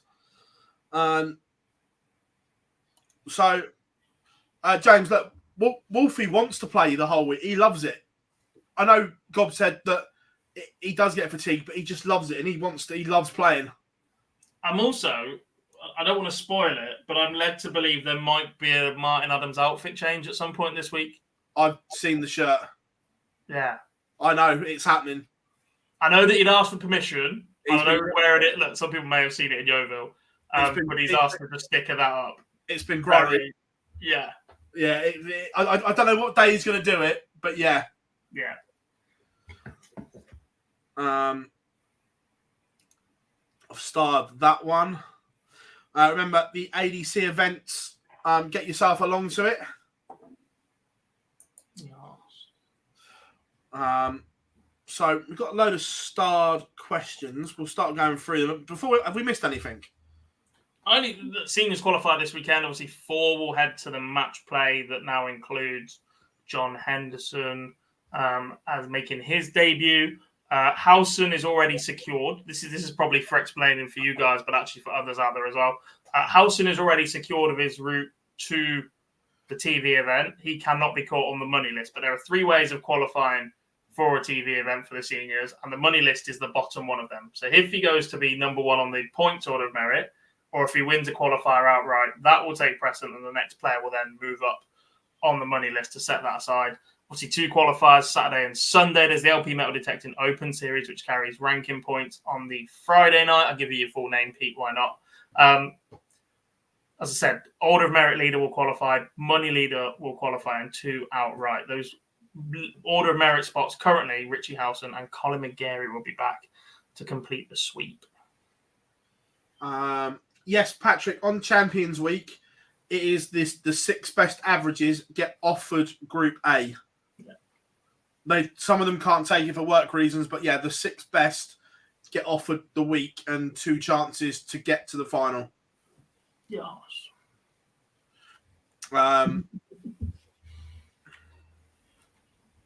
Commissioner, brilliant. Right, let's go through some questions. This has come up a couple of times, not just in the final, in general. I think they're too friendly on stage. Some are. I don't think all are. I think there's a balance. I think we have a collection of personalities that actually get on pretty well. I still don't think Darren Gurney's on many Christmas card lists. I'm not sure Gezzy's on many Christmas card lists at time. I'm not sure Gary is when he gets going and annoys people. I still think there's that undertone. We definitely know that Kim and Dimmy aren't exactly going to be spending the holidays with each other. Vincent van der Voort's not making any friends as a pundit. It's very difficult. I'm playing catch up on a few podcasts, and one of which I listened to today, travelling back, was Peter Crouch's in interviews, the Final 4 in the Premier League this year. Yeah. And one of the things they're talked about is the off-season and the mention where football players go and all that sort of thing. And the questions asked to Michael Smith, and Michael Smith responded with, well, when I won the World Championship, I'd done this, I'd done my media day, then I was off to Bahrain. I spend more time with the players than what I do with some of my family members. That sort of is then going to end up that friendships are being built. Desi mentioned about going away, I think it was to Australia maybe, where they went out one day and it was all on the back of a bus and it felt a bit like a rugby team. But actually on a stage, they do want to beat each other. But it's very hard because they are spending that much time together and the PDC are putting that much in their calendar, especially the top players at the moment, that it's hard for them not to have that friendly, respectful nature. They can't drive a rivalry there. There is rivalries, as we've seen with teams not speaking at the World Cup. But if you're going to put them players together that much time, it's just someone like Johnny Clayton, for example. How can you not be friendly to Johnny Clayton? You can't just dislike someone just as you compete against them. You want to beat them still, but you can't add that needle if it's not there. I think the other thing is you're saying that they're too friendly. It's not affecting results. It's not as if anything's suddenly gone massively one-sided. There's no standout person. It's all shared around a lot. That's what people were asking for. They didn't like Taylor dominating the game. They didn't like Van Gerwen dominating the game. They wanted more people winning titles and stuff. And actually, sometimes the friendliness does disarm people. We've seen it at the Super Series. People last week, the camaraderie was really good, but actually there was players like Justin Hood who wanted absolutely nothing to do with it when he was on the hockey because he didn't want to get distracted from what he was doing. But he didn't want the fist bumps at 2-1 if he takes out 110 or whatever it was. But it wasn't interesting because he wants to focus on what he's doing. Nathan's won this week, and en route to winning this week, he's beat his flatmate for the week. He's beat Dobby, and there's a lot of respect in that game. But Nathan Aspinall's not going to now start having a bit of edge or trying to cause upset on the stage when he doesn't need that to produce some of his best darts. Yeah. I'm not opposed to it. It's not like people are then allowing their friends to win.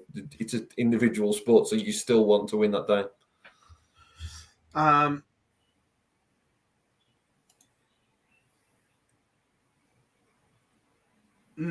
don't think he physically can get to number 1 by Christmas. No one can without winning the World Championship these days. Yeah, no, he physically can't do it. Well, does the Worlds count? Going by the question, being number 1 at Xmas time. Oh, you know what I mean. Post-World Championship, yes, it's possible. Yeah, no. Well, I've got to admit, I haven't watched any of this, but the PDC did the watch-alongs for the quarterfinals onwards. Obviously, we're in the venue working, so I haven't seen any of them. I was with you, yeah. So. What things going on, Martin? Luke, win this shit? Just there's always pressure in this sport. The same thing that's gone on with a lot of pros in their second season. It's just familiar now. The first year, everything's new, everything's excited. You get a little bit of a buzz. You put that little bit more in. Now it's just, I've done this, and it's about your own personal motivation levels to stay at that level or keep improving. And as well, we have to remember that this is the professional game, and sometimes it's not that a player's not worse or has done something wrong. It may be at times that you've just come up against or you've had the luck of the draw. Yes, it would have been nice to see Martin more, but because he had such a good year, if memory serves right, he's quite comfortable that he'll be down into next year still a third title holder. It's next year he's defending a lot of money. Yeah. That's when the sort of real pressure comes into effect. Yeah. Because he's then maintaining, if he has then turned full time, it's maintaining that he stays on the tour to be able to live that way. Yeah. Do you think Luke gets edgy into tournaments? I don't think he gets edgy. I think he maybe lacks a little bit of energy in the longer games. He looked a little bit flat compared to the shorter games that he plays in. So he might need to, for me, up his or sort his energy levels out, perhaps. Maybe, although he is one of the players that put more effort into his lifestyle and diet over the last couple of years. Yeah. Maybe he just gets cold and he needs to do a zip up a little bit. A little bit.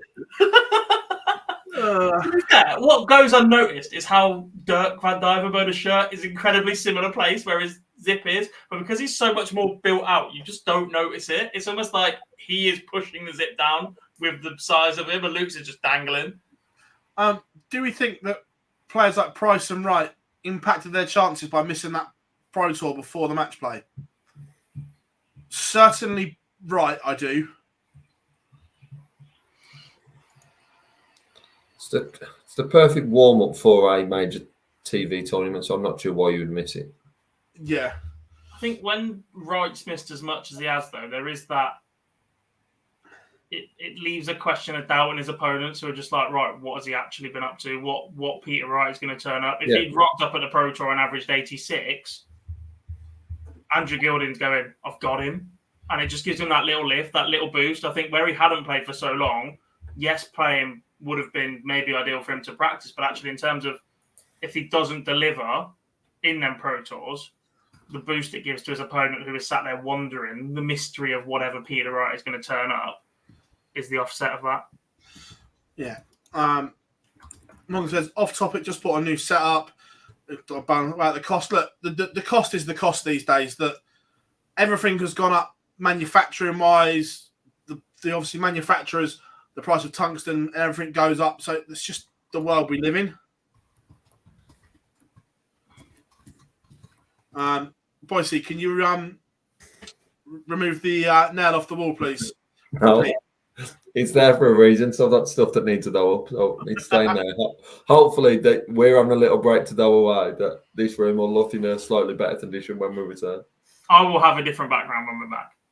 Will it include prime bottles? I was going to say, he's moving them because Fallon rinsed him. Romeo done.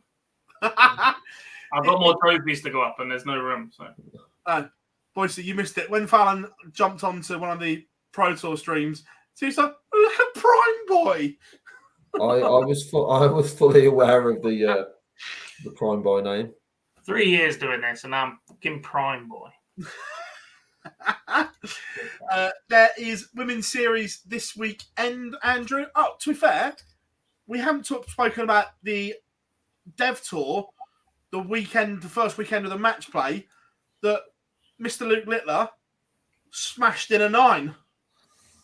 2 9s that weekend. James Beaton hit one as well. They were 1 and 2 on the JDC for a long time, weren't they? Or James went up against Leighton before Luke really kicked in as well. So yeah, look, that product and that system is definitely working. Luke is a ridiculous talent. I know that there's the same lines are going to be said about Luke right now. Is he has an absolutely massive future. The more and more I see of him, the more and more I'm convinced that actually some of the hyperbole around him isn't that exaggerated. I genuinely do believe he is the biggest talent at that age since Michael van Gogh. And the fact that he's been there and done it at that age, it's not, look how good this kid is, chuck him in an adult environment and see what happens. He's potentially about to go back-to-back Champions Week wins at the Super Series. That's 40 grand in his pocket at the age of 16. Sorry, 50 grand, because he has to win a week to get there. It's 5 grand just to get there. That's 50 grand in a 16-year-old's back pocket if next weekend he wins. How we doing, Matt? Hope you are good. Your next walk-on, are you going to do it with a bottle of Prime? Mine? No, Matt Edgar. Oh. He's going to walk on with Prime. Sure, okay, so I'll chuck him a few quid. Also, on that development tour order of merit, that Jean Van Veen tops that order of merit, but he already has a tour card. So as it stands, Luke Littler and Wessel Nyman will return or will be tour card holders next year. It's got a massive gap to Bradley Brooks as well, by the way. Yeah. So, interesting. But they're a weekend away from tour cards. I think Luke's already there because you look at the gap he's got to Wessel. Yeah. I think Luke Littler has won his tour card and won't need... I agree if he hadn't had that wobble of a weekend before, because you think how far ahead at number one he was, and then he had a weekend where he didn't make it past the 32. Yeah. But superb from them two. Need to get Luke into season 5 very quickly in the Super Series because we might not see very much more of him. Yeah. Yeah, Matt needs to do a walk-on first. It will come. We know that. Will 80 ever get back in the top 32? We've answered this question probably more than ever from doing this, but right now I just don't see it. I don't see it. I don't see him coming back playing at the moment. I don't see him being back in the top 32. The longer the gap, the more difficult it's going to be for him to return at any level. I know Matt advocated for him to just go away, come back and win his tour card and completely start again. We've seen the likes of Barney do that in recent years. I'm just not sure that Jackpot has the mentality to stick that out. Not anymore. Yeah. It's a tough one. Who's your pick to win the Worlds right now? That so much can happen between now and December. Price. If you had a gun to my head right now, I'd probably agree and say Price is in. I think going back-to-back for Smith will be incredibly difficult. Don't see Wright getting back to that level in the next 6 months where he's contender for the World Championship. I think Van Gerwen's World Championship record is actually quite shocking. I'm going Gizzy. I'm not Johnny right now. Like you say, so much can happen between now and then, though. Yeah, it's all.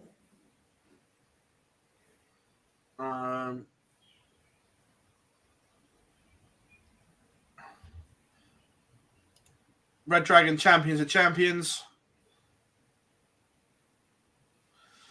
Oh, as well, Gob, how did you enjoy your little cameo refereeing at the Super Series? Was good. Good Didn't make too many fuck-ups. Good job, my friend. I made 2, but yeah, it was all right. There's a moment in the highlights, if you watch it back, where the first game finishes, a shake both hands, just stand there, and there's a big sigh of relief going, well, that wasn't terrible. And then the rest just sort of comes all right. I survived. Yeah. I think the fear is if you, like, I've done it where the county days are so long as well, you make a mistake in a leg where it's just concentration issue, and then you start worrying about more and more and more. I've made 2. I think I called a 45 of 44 or 59 or 59 or 44 because I couldn't see it on the wire. Yeah. That's another thing as well, by the way. As fantastic as dartboards and technology are right now, the shrinking of wires and players swapping to black points instead of silver means being a referee is an absolute fucking nightmare to see where anything is. What was just obviously refereeing at Towns Games, there's a lot of focus on the board, a lot of people watching. But this one, there's a lot of people watching, but you can't see them. What was it? Was the nerves more for this, or are you your first Towns game? I think the fact that it could be like clipped up or like, what on earth is this guy doing? And actually, like, where you're aware of comments made about other officials at times that have been there and done it, even the top pros like Russ Bray, right? To be quite honest, Russ Bray's counting right now is not up to the level of some of the players, of some of the referees that are waiting in the wings. He's still there because of the voice, and he's been a fantastic ambassador for the PDC. But actually, the number of mistakes Russ is making nowadays is not a good look for the PDC, in my opinion. And I think part of him will agree with that himself. He's just not as sharp as he has been before. He'll still be a great ambassador for the PDC, and I think he's got a role to play in Asia and in emerging nations. But knowing that even Russ and Kirk and that get comments online going, how have you missed, kind of that sort of thing, like, it's just that. It's knowing that. It's a bit like my first dev tour was played the season that they introduced Dart Connect, and knowing that people can track your averages and go, actually, well, you said you played all right, but it says you averaged 59. It's just a completely different, like, there is nowhere to hide. There's no, I did all right.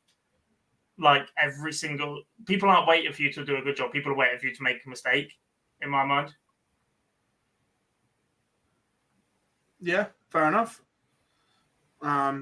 Also, tongue in cheek, did anyone else find it funny that PDC took Jose to do bullseye maths? And then they did a big one at the Winter Gardens with Russ. There's a countdown champion there. Was the session for them, or were they leading it? No, I'm just asking.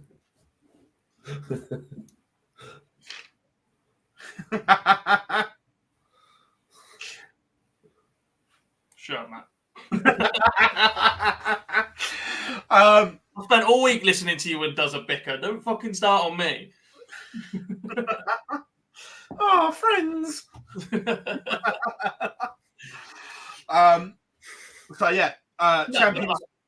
As a whole, it was a really good experience. Yeah, I'm buzzing for Champions Week next week at the Super Series. I'm buzzing for a week off.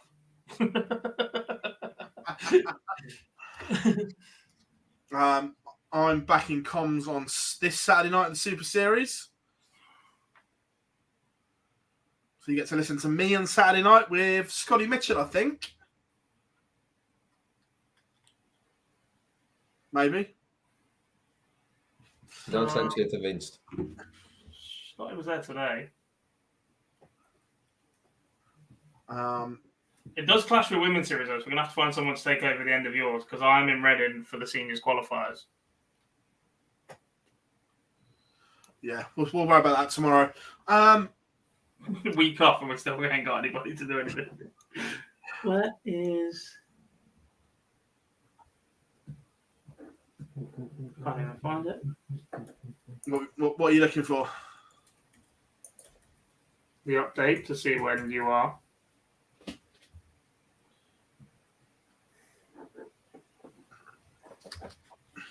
Yeah, you're on comms with Scotty. This is a good one.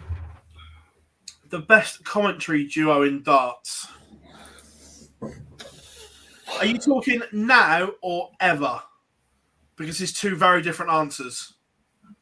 Yeah, because as far as I'm aware, there's only one commentator that's ever beaten Gary Anderson with a 170. 4 times last week. 4 times. Now and ever. Sid and Dave are the best ever for me. Yeah. Second that, Dob. Can I put a caveat to that. Can we put Sid, Dave, and John as a trio? Because any version of those three Worked very well. Yeah. Incredible together. Because they were the three that Sky obviously used, weren't they? They just rotate them round. Any version of those three, I just think were incredible. Right now,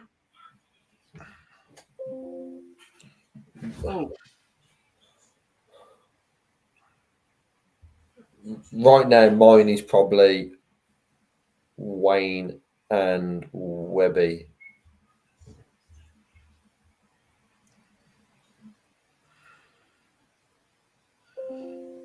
I'm torn. Either Wayne and Webby or Wayne and Dan.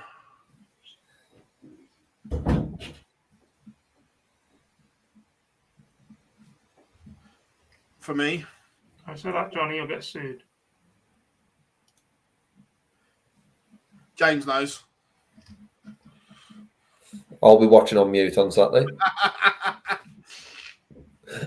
As a duo, I used to really like the dynamic between Webby and Part.